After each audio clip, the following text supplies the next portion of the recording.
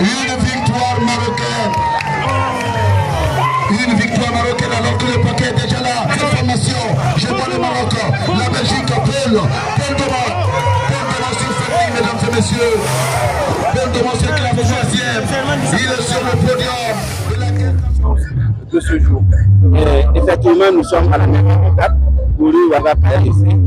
Et on savait que l'étape allait être très agressive. Et nous sommes à la dernière étape.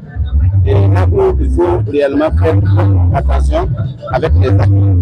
Et là, à la tête, la vitesse même est à 45 et quelques km/h. Ça veut dire qu'ils ont roulé. Voilà. Notre stratégie aujourd'hui, c'est de protéger notre maillot jaune. Parce que c'est ça le premier objectif pour nous. Le deuxième objectif, le maillot vert, ça c'est un bonus pour nous. Donc la stratégie mise en place par la personne du présentateur et autres tours, c'est d'abord protéger le maillot. Voilà. Et ça a été vraiment très bien fait. Et ensuite, au niveau des leaders, vous savez que quand vous tombez, je répète ça toujours parce que c'est important, tous les acquis, c'est fini. Il y a le seul qui est là-bas, après ça suit les Belges et autres tours. Donc, ici, il n'y a pas de danger, parce que ceux qui sont partis demain, ce sont à 10 minutes, d'autres 21 minutes.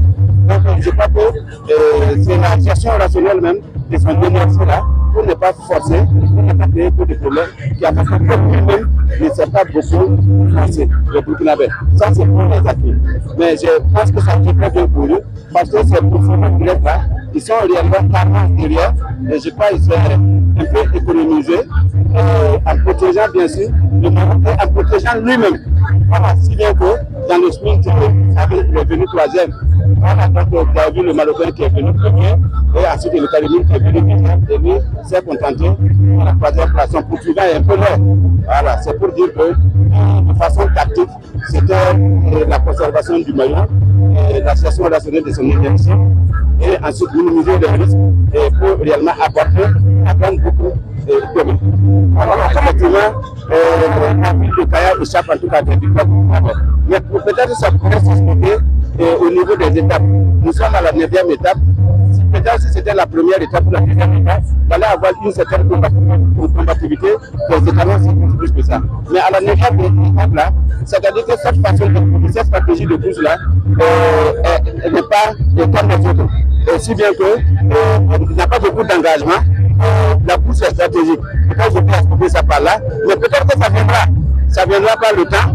Voilà, et si réellement Kaya doit accueillir une victoire, en tout cas, il va accueillir une victoire parce que Kaya, quand même, c'est un pays de victoire aussi. Pour le moment, je peux affirmer, mais en bon technicien, tant que le coup de sifflet final n'arrive pas, il ne faut pas dire qu'on a gagné. Depuis le début, moi j'ai espoir. Nous sommes dans un sport mécanique, mais si le plan technique, j'affirme que c'est très difficile. À l'heure actuelle, avec la forme des étalons qu'on a, les stratégies que nous avons, les enfants réellement qui respectent scrupuleusement les consignes de la direction technique, je crois qu'on peut réellement pas affirmer, en tout cas être convaincu qu'on va conserver ce maillot là.